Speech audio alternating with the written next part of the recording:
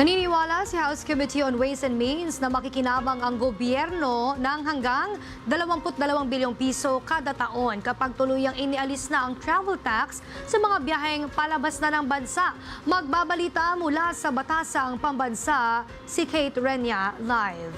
Kate. Yes, Princess, ayon kay Committee on Ways and Means Chairperson Miro Kimbo, bagamat mawawalan ng direktang koleksyon ang gobyerno mula sa travel tax, mababawi naman anya ito sa mas mataas na buwis mula sa lalaking kita ng mga travel at airline agencies kapag mas dumami ang makakapagbiyahe dahil sa mas murang airfare. Nagpapatuloy sa Kamara ang pagsulong ng House Bill No. 7443 na inihain ni House Majority Leader Sandro Marcos na layong tanggalin ang travel tax upang mapababa ang presyo ng plane tickets para sa mga Pilipinong babiyahe palabas ng bansa.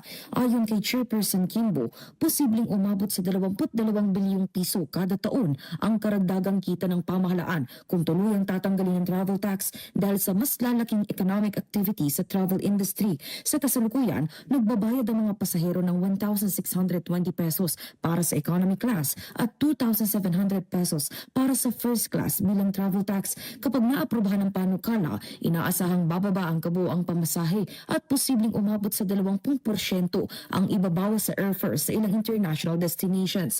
Tinatayang may mawawalang direktang koleksyon ang pamahalaan mula sa travel tax, ngunit paliwanag ni Kimbo, maaari itong mabawi sa mas mataas na income tax at ibang buwis na magmumula sa lalaking kita ng mga airline at travel agencies.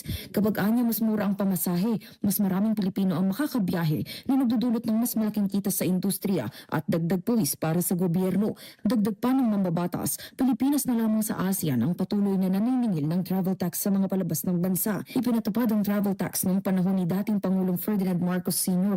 kung kailan mas kakaunti pa ang mga Pilipinong nakakabiyahe sa ibang bansa. Iginiit ni Kimbo na mas makikinabang ang nakararaming Pilipino sa pagtanggal ng travel tax dahil mas pagiging abot kaya ang paglalakbay at mas mapapalakas ang ekonomiya.